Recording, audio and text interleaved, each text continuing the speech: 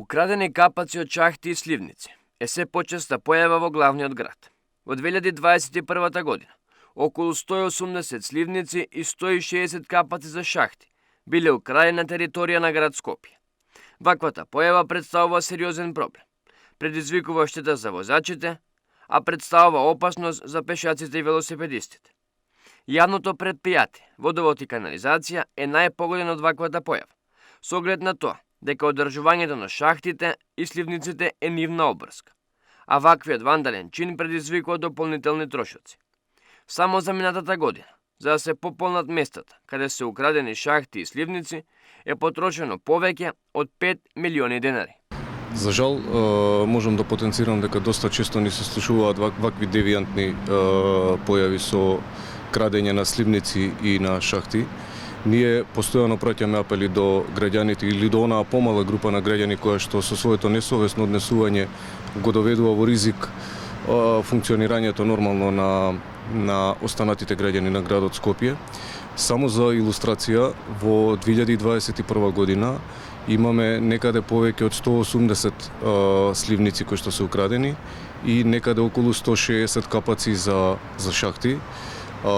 Ние се трудиме постојано преку апели да ја информираме јавноста за да ја подигнеме свеста за оваа девијантна појава да не се повторува, но ние како претпријатие немаме ингеренција да ги гониме сторителите на овие девијантни појави. Во таа насока пријавуваме до институциите надлежни и до општините се разбира, за понатака да се превземат соодветни чекори и постапки.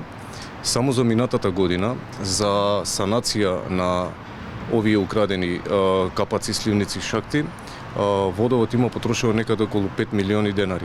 И сега замислете, овие 5 милиони денари ние како претпријатие сме можеле да ги инвестираме во спроведување на нова водоводна или канализациона линија, со што граѓаните би добиле поголем бенефит. За жал, ние ги трошиме за санација на нешто што веќе е направено. За тоа колку штета се прави со ваквата појава, зборува и податокот дека во претходните 10 дена на две улици во градот Скопје се украдени повеќе од 30 сливници и шахти, а замената на истите чинеше повеќе од 500.000 денари. Со цел во иднина да се намали ваквиот број, претпријатието планира набавка на шахти на заклучување, како и сливници од композитен материјал, со што на тој начин се надеваат дека ваквите појави ќе се намалат. Обврска е токму таа што вие споменавте, ние треба да ги заменуваме сите оние украдени, за жал, сливници, капаци од шахти и така натака. И се трудиме максимално тоа да го правиме. За 10 дена на само две улици некаде околу 32 капаци и сливници се повторно украдени, во висина некаде околу 500.000 денари.